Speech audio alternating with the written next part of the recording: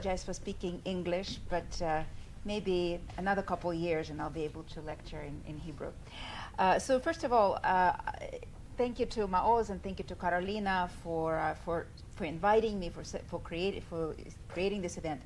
So I want to start maybe by saying, by the way, so much of what has been said today corresponds to and is sort of a wonderful preview of some of the things that I'm going to talk about. But I want to say why I started studying Soviet anti-Zionism. So I myself grew up in the USSR, lived there for 20 years, so I actually, in fact, remember it. I didn't just learn Russian in the family after we emigrated. And we emigrated in 1990, approximately 1990. We came to America, and we left.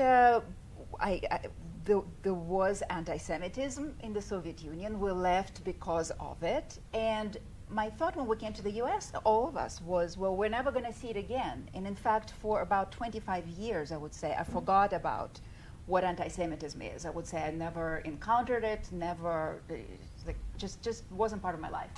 Until one day, I saw, I think it must have been 2017, I saw an item on the news, something that we see today all the time, but that was the first time I saw it on television. There was a group of protesters on an American campus. I don't remember which campus it was, but they were holding signs about Zionism being Zionism is racism, and Zionists are Nazis, and I remember watching it and thinking, this is really weird. Like it sort of looks familiar, but I don't understand why, and why am I seeing it here in the U.S.? So I called my dad, and I told him about it, and I said, and they also say that they're just being anti-Zionist, that they're not being anti-Semitic. And my dad just burst out laughing, and he said, well, this we've heard before. And that sort of lit up that proverbial light bulb in my head, and I thought, yes, we have heard this before, we have seen this before.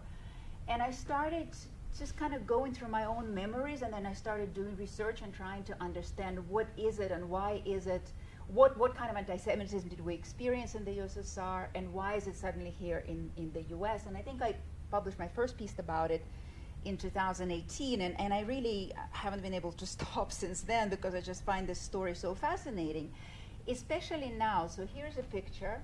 You probably remember Zionism is racism. This is something that we saw, it's just recently, it's just from the last few months. A group of students projected this onto, or a group, I don't know who, projected this onto the Yankee Stadium. Zionism is racism. מעוז mentioned this, Zionism is racism. We all know the 1975 resolution, UN resolution, Zionism is racism. The USSR played a massive role in putting that resolution through. I'll show you a couple of other pictures. I was very interested in what you showed, Tom, from The Militant. I'm going to go and find that, because other than that, what I see is, broadly speaking, there is a real agreement on the American left today. The left, they wouldn't agree with each other on anything, right? You have all kinds of communists, you have all kinds of socialists, you have identitarian left, you have critical race or critical theory left. They disagree on a lot of things, but they agree on this specific representation of Zionism, which is Zionism is racism, Zionists are fascists and Nazis, Israel is a settler colonial imperialist state, Israel is an apartheid state, Israel is a terrorist state that's conducting a genocide against Palestinians, it's a tool of imperialism. All of this you already see in Soviet literature in the 60s and 70s and 80s. And so I think that really raises an interesting question of why are they all speaking in this language, right? Like you don't just, and it's not just these slogans. There is an explanatory logic about Zionism that repeats itself. And there are some very specific stories, like very specific kind of things that you just don't reinvent from scratch. Like the one that we see most often is the idea that Zionists collaborated with the Nazis in the Holocaust, right? Not just in collaborated. That you could say, well, yes, in Havara there were negotiations, right? But in the Holocaust, in the annihilation of Jews. So there are several stories like this.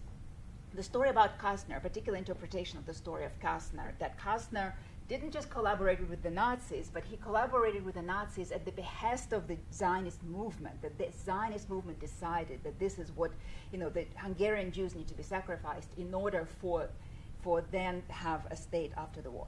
So, so you see there are a lot of, you see things like this, so, Intifada till victory for a socialist federation. You have, the journal, it's a British publication, I think, The Communist. I'm not going to play this is a video, but there was a group of students in front of the Pace University in New York that were, we have, it's a red banner with a hammer and sickle, and they're chanting for, there is only one solution, communist revolution. And so there's this blending, right, of the kind of communist and radical Islamist idea.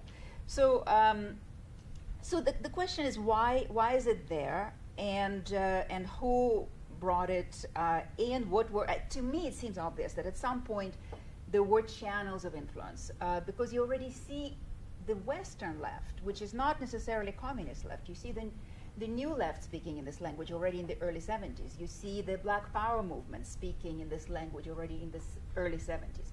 So I think it's not enough for us to say, well, this generation is reading Frantz Fanon, and so they're anti-colonial. Where do they get the specific language that they're using? So this has been the question that I've asked myself. So I want to go, in my view is that most of the influence happened after the Six-Day War, when the Soviets initiated a really active propaganda that was very much geared toward the West, to the Western left, toward the Third World, which is another important component.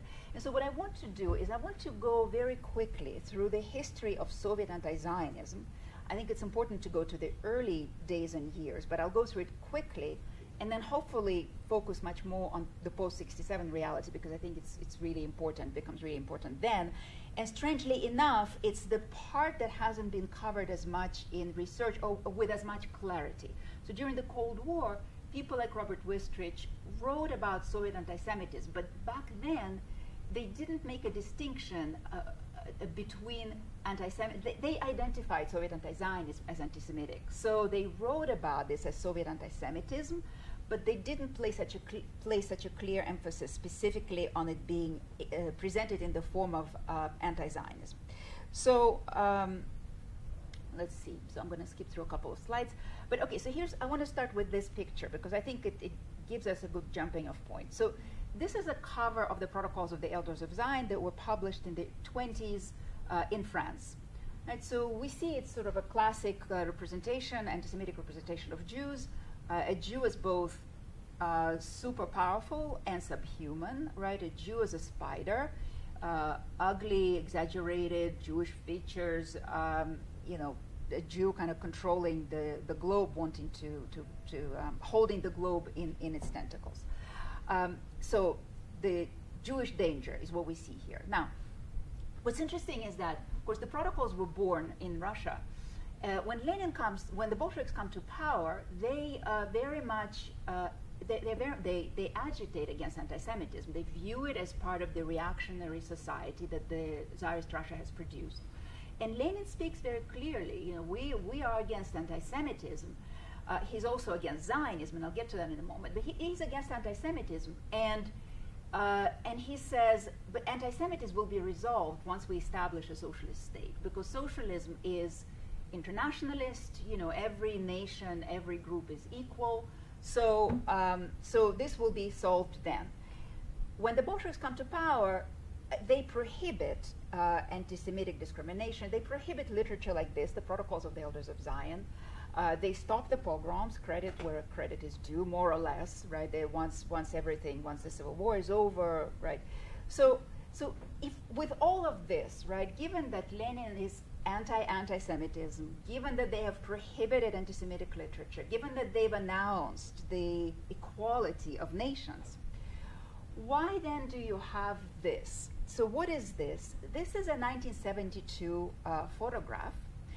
It's a May Day parade in Moscow. So what do we see here? If you speak Russian, you already understand where I'm going with this. If you don't, then, I mean, look at this. It's really the same picture, right? You have a spider that has the world in its tentacles. the same crooked nose, but here you have on the right you have the Star of David, and on the left you have Bolshevik star. Okay, minor difference. Basically, it's the Jew, evil Jew that wants to control the world. Well, the answer is in the words. So the picture on the left talks about Jews. The picture on the right talks about Zionism. So the slogan there is, Zionism is a weapon of imperialism. And I think that for all of us, it's clear that, you know, it's the same picture. You change the words, but like the kids who are catching the ride on the float, they're not reading the slogan. They just see the picture, right? And this is actually, I think that it's a representation of this caricature, of this cartoon, which appeared, I think, in 1971. So again, if you don't read Russian, I actually think that you are at an advantage here, because to you, the nature of this picture is completely obvious. So it's a spider, again, holding the world in its tentacles, but on the back it says Zionism. So, you know, you're supposed to recognize that it's not about Jews, it's about Zionism. And what are the components? What is the spider web of the Zionist spider? It's lies, it's slander, it's provocations. I'm reading the words that are written along kind of the meridians of the net. Anti-Sovietism, the Jewish question, meaning that Zionists are always kind of triggering the Jewish question.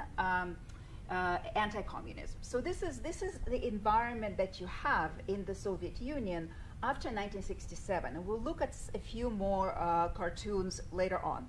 But so now I want to go back to the early years of Soviet anti-Zionism, because I think it's important. When do I end? Just so I know what time.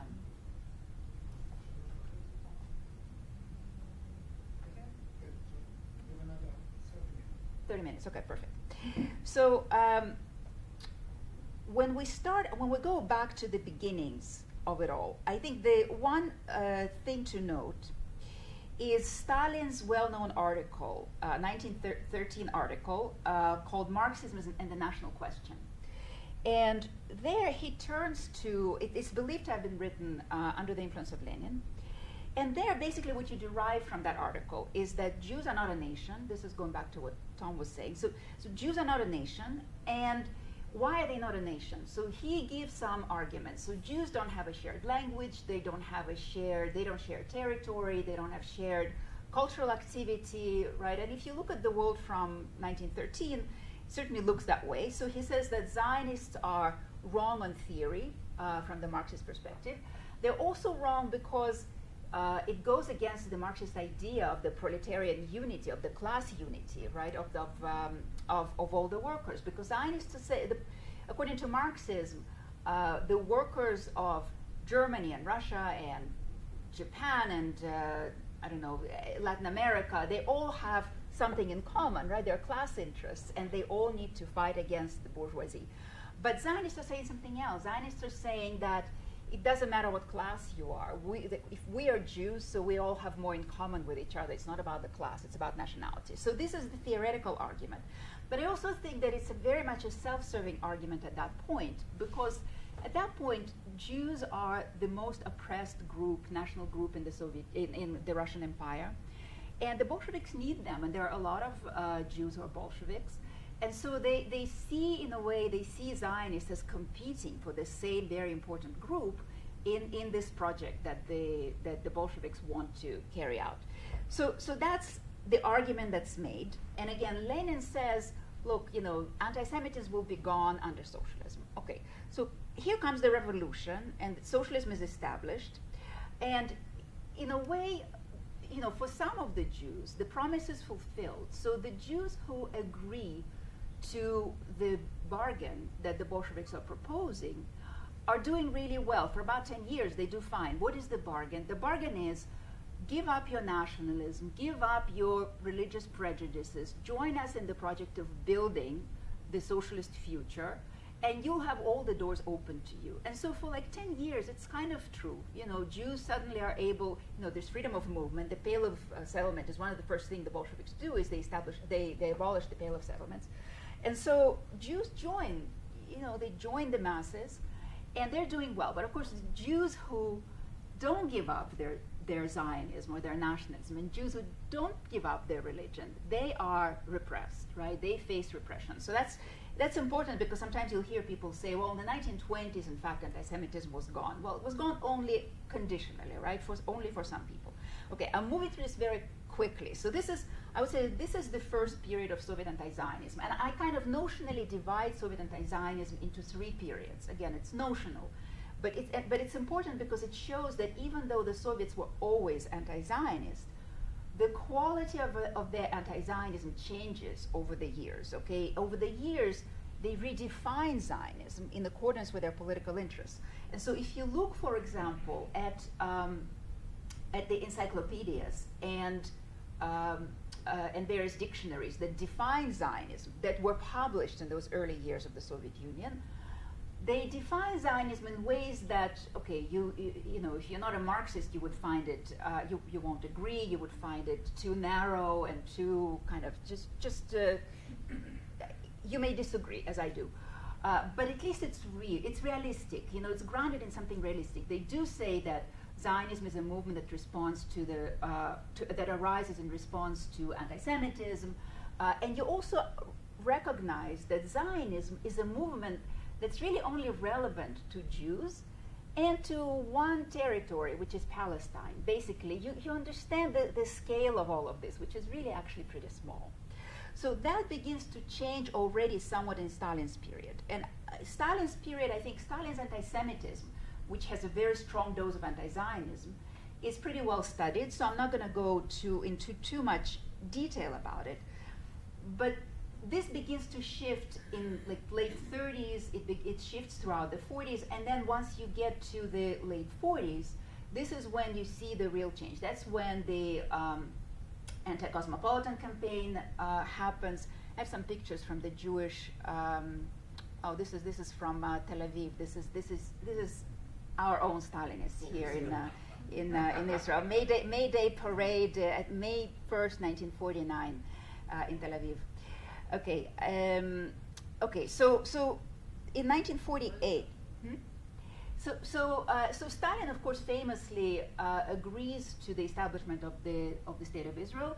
It's a very brief period. He does it because he views Israel as a possibility, or Jewish state here, as a kind of platform for fighting the British Empire, or for kind of as a bulwark against the British Empire in the Middle East. That sentiment changes quickly, and it changes essentially with the arrival of Golda Meir in 1948 in Moscow. Now, the little circle that you see there is the very young Golda Meir, surrounded by a sea of Soviet Jews. So she comes for Rosh Hashanah, September of 1948. Soviet Jews are absolutely ecstatic. This is a moment that Soviet Jews all know. This is like a high mark in Soviet Jewish history. When Golda comes, and the Soviet Jews are told, well, don't come close, don't show up, stay home. They all show up. They're literally hanging off lampposts. She goes into the Moscow Choral Synagogue for the holidays, for Rosh Hashanah. They pack the synagogue, and so it's a turning point in a way, because I think at that point Stalin realizes that he may have a fifth column on his hands, and there are other things as well. Like a lot of Jews actually in the USSR were really thrilled when the state was established, and they want to go fight in the War of Independence. So all of this all kinds of, the suspicions arise, and so that's where you have, this is the members of the Jewish Anti-Fascist Committee who will go on to be arrested and tortured and executed in secret. And I just wanted us to see their faces. This is, of course, the face of that movement. Solomon Michoel is a very famous actor. His stage death is when the persecution begins. So, okay, we're not gonna. All right. So this is the members of the Jewish Anti-Fascist Committee when they came to the U.S. to try to raise money for Stalin's war effort. And this is an important moment because when Stalin decides to persecute them, their visit to America is used as an argument against them. They're said to have been recruited, obviously, by the American intelligence agencies.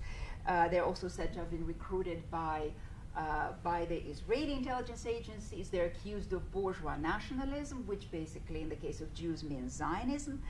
And then we get to Then there is the Slansky trial in Czechoslovakia. I'm sorry, I'm moving very quickly because I want us to get to 67. Tom mentioned this. Here's the picture of Slansky.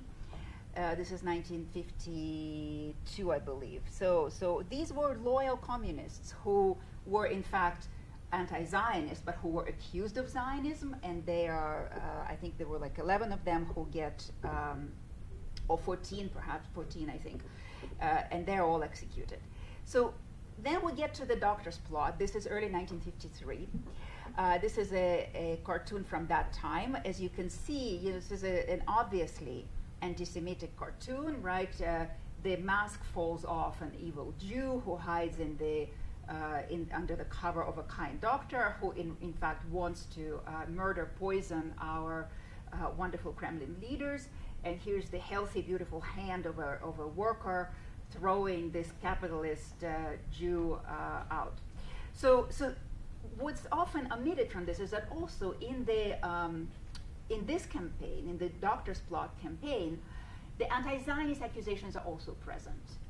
So they are accused of being puppets of bourgeois nationalist, of foreign intelligence services, and also of harboring Zionist, bourgeois nationalist Zionist feelings. Okay, so this is, what happens under Stalin, to sum up, is that the anti-Zionism starts to acquire a conspiracist perspective, right? I think this is really important because I would say that the Soviet early anti-Zionism, it was rooted in Marxism.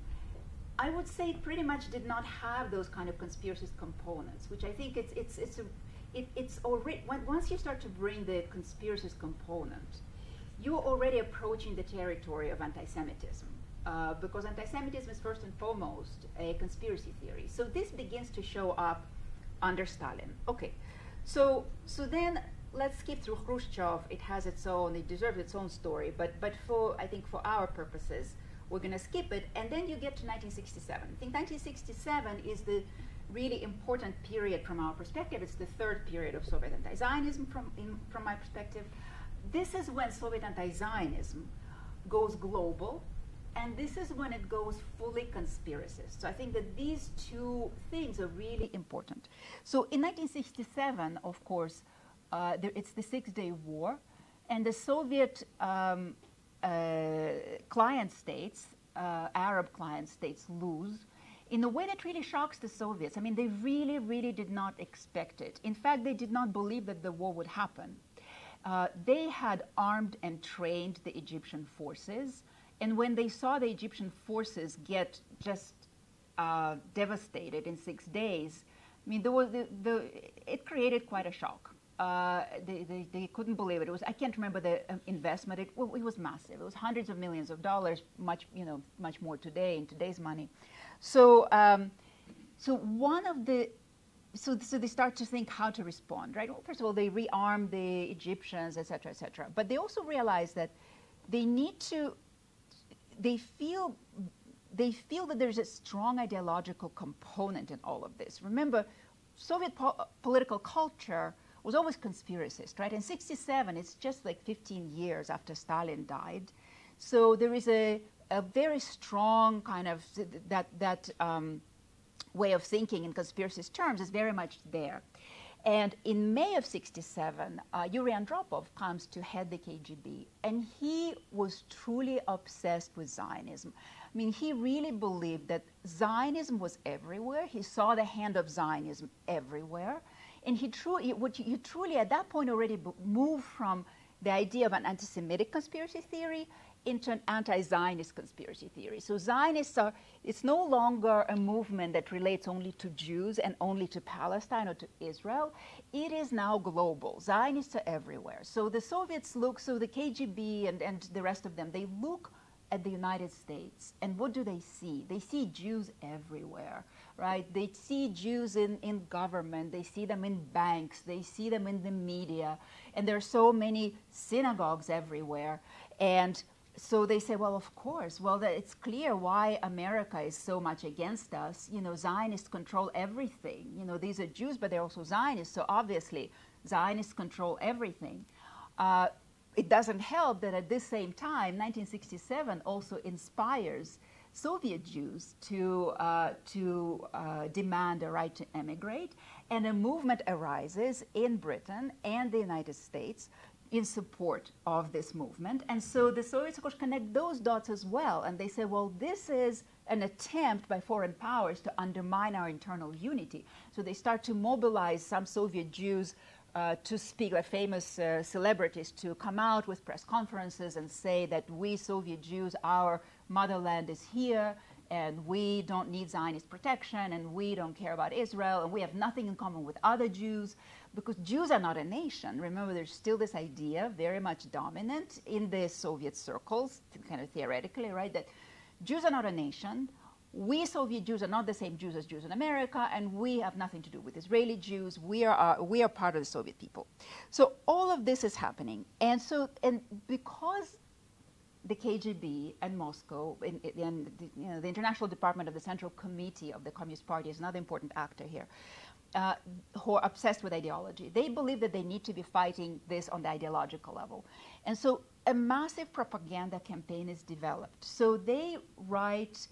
I think that throughout this campaign, from 67 to like late 80s or 1990s, when it ends, they publish like tens of thousands of articles, hundreds of books, and they do it all in multiple languages, like literally not just dozens, but probably up to 100 languages. So I just want to show you some examples of that. So, so they established. The Soviets were into establishing all these new scientific disciplines, right? Scientific communism, scientific atheism. So they establish a discipline called scientific anti-Zionism. They create departments in think tanks that played an important role in advising the Kremlin, whose role is to produce justifications for the notion that Zionism is all the things that the Soviets are now saying that it is. And what are they saying? They're saying all the same things that we're seeing today, that Zionists are racists, that Zionists are fascists, everything you hear today, except for from the river to the sea. That's something new. We can talk about it in the end. But all of the rest of it is already there, 67 onward. It actually appears even before, but in 67 is when it turns into a form of massive propaganda, okay? So these are books that are just examples, a few examples of books in Russian. Here are some of the examples of brochures, propaganda brochures that they put out in English. Again, just a very small number. I have many more of them. So Zionism, Instrument of Imperialist Reaction. I think this is, I don't know if you can see the year. It's early 70s, most of it. Zionism is a form of racism. See, look, this is all in English, right? Zionism counts on terror. This is 1980s. Zionism, an enemy of peace and progress. Washington, Tel Aviv against the Arabs. This is just English, right? All of this was also produced in Arabic and in Spanish and in every language under the sun, French, all of it, and distributed. The Soviets had a very powerful system to distribute their ideas to different audiences. So you didn't have to be a member of the Communist Party to come across this or to read this. You might pick up this brochure and you wouldn't even necessarily know that it was produced by the Soviets. There were front organizations that had millions of members where you wouldn't even know that you were somehow participating in a game that's meant to support Soviet foreign policy. So numerous channels.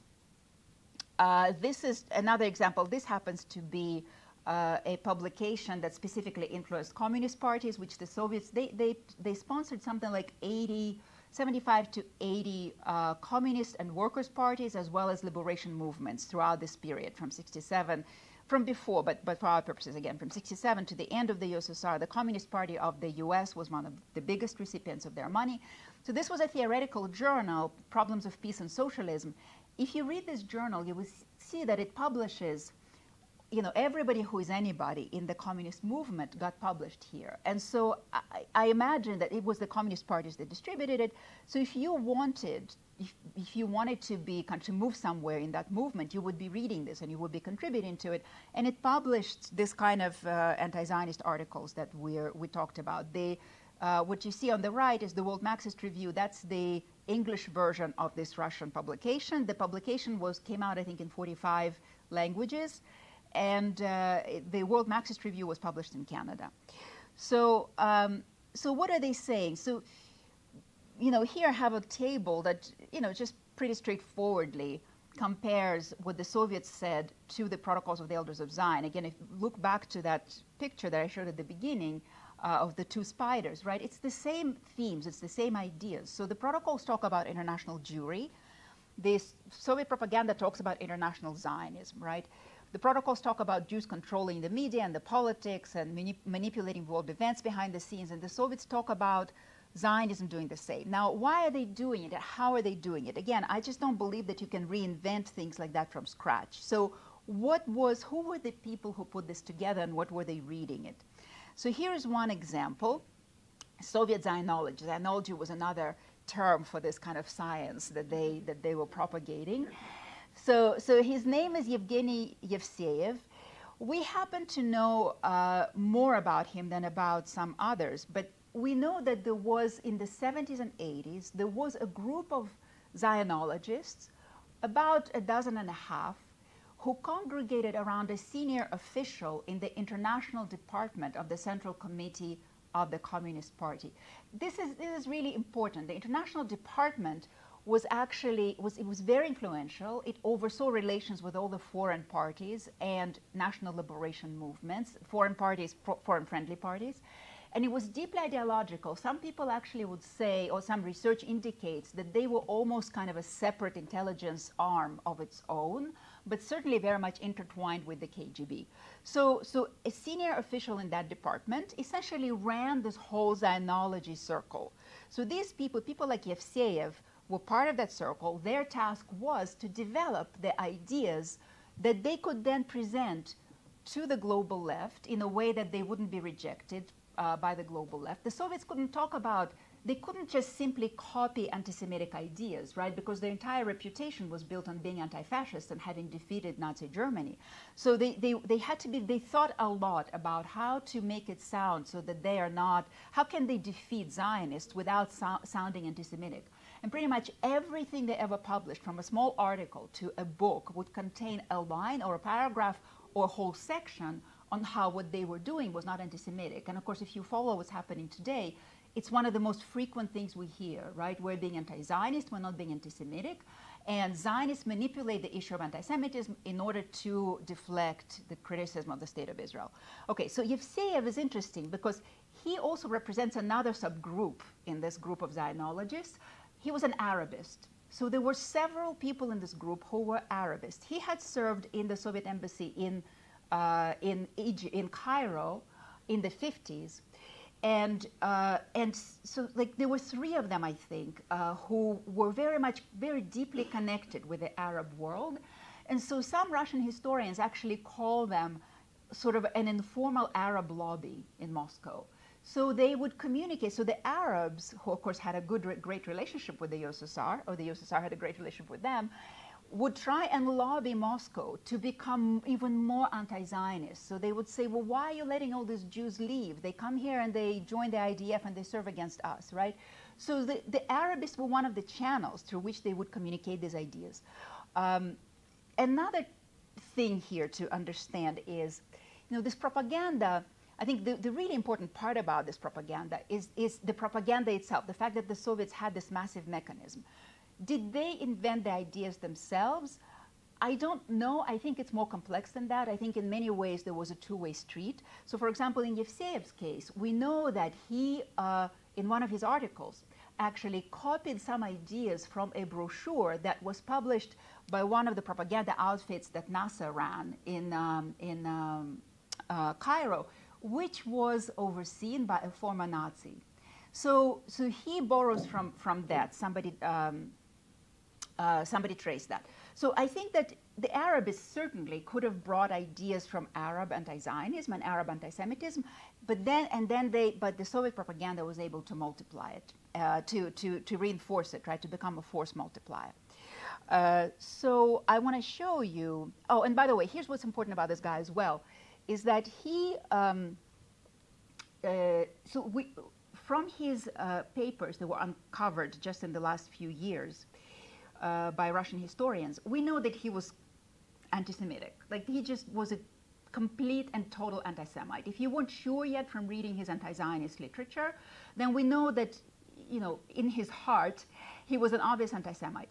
And so these Zionologists, this is also important, they were actually, they themselves, their task was to express Soviet opposition to Zionism in Marxist-Leninist terms.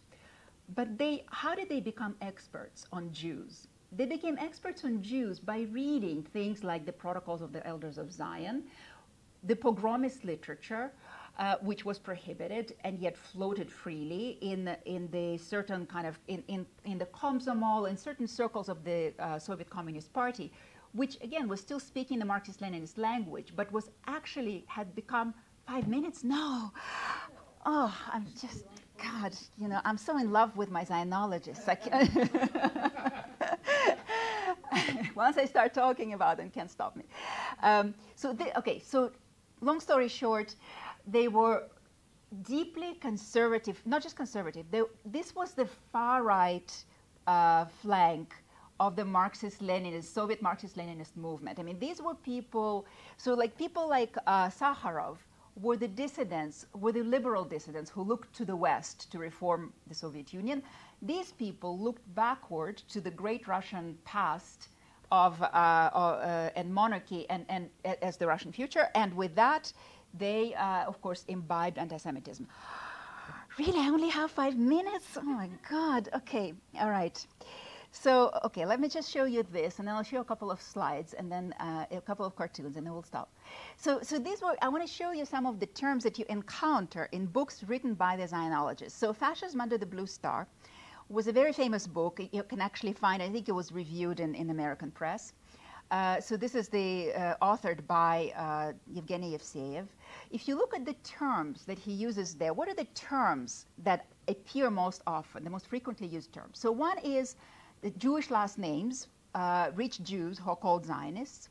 You have banks, you have propaganda, Zionist propaganda, imperialist, Africa, aggression, reaction. So this would be, if you read this book, this would be the idea that you would, this would be how you would understand Zionism, right? You can see that it has no longer anything to do with freeing Jews from anti-Semitism, right? Or it's now a global movement that's really evil and dangerous. Here's another book by somebody else.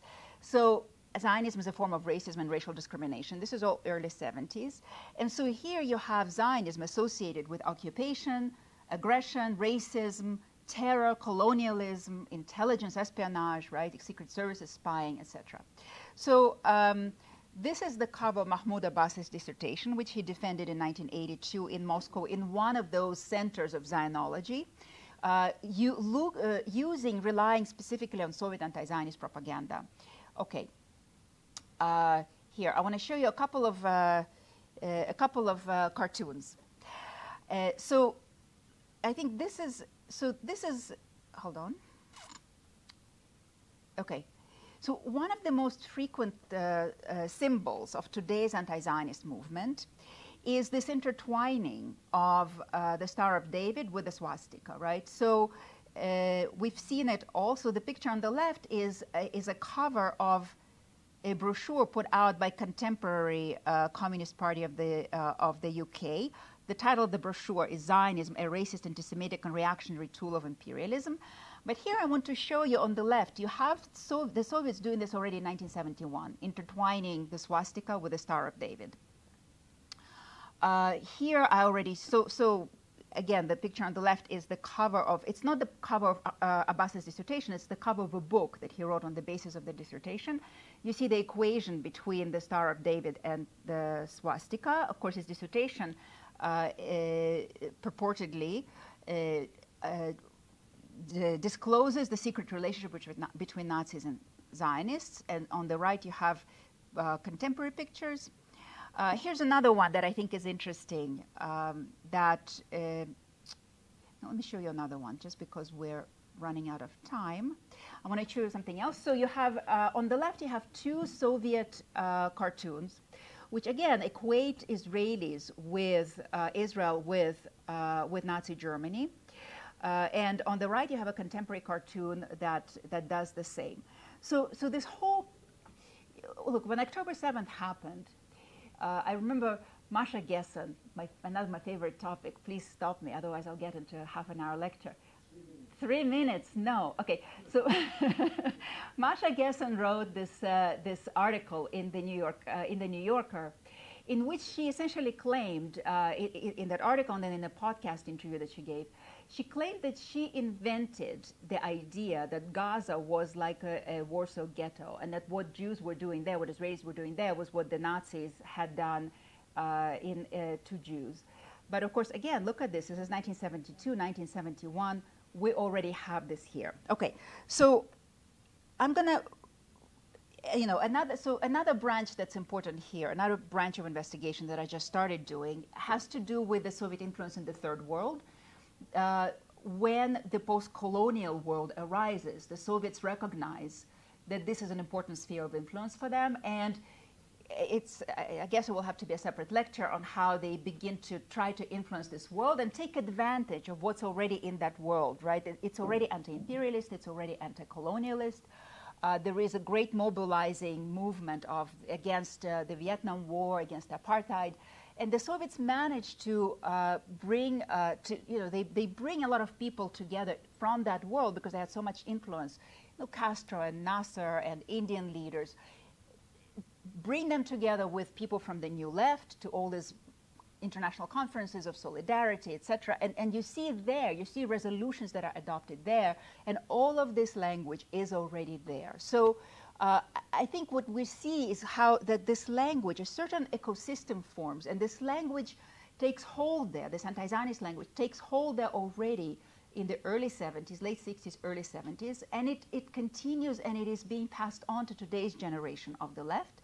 Just like back then, it's the one cause that everybody can agree on, right? All these various, the Black Power movement and all the different factions of the left, communists, non-communists, various leaders of national liberation movements and the Third World, they are all able to say that Zionism is reaction, Zionism is imperialism, Zionism represents America, it represents colonialism, and it becomes something of a conventional wisdom that simply gets passed on. The Palestinian cause becomes central, in part because of the Third World solidarity, but the Soviets also then give the language for this whole group to speak about that. So this is in very quick way, a quick kind of survey. So so I think that it's a very important influence that I think we need to understand if we want to understand what's going on today. It helps us answer questions that I think still kind of bedevil certainly the American Jews, like this whole debate about whether anti-Zionism and anti-Semitism are the same. Look, when you look at this history, it becomes very clear to you that yes, anti-Zionism perhaps doesn't have to be anti-Semitic in theory, but in practice, it virtually always is. And when we see when we see what happened to Soviet Jews, and how it was this particular anti-Zionist language that caused them to want to leave, it has certain lessons for us today. So I think I'll stop here. Otherwise, מעוז will never invite me anywhere again. And happy to discuss or answer questions. Okay. So should I go here or? יש בעצם הפסקה, אבל אפשר להמשיך לדבר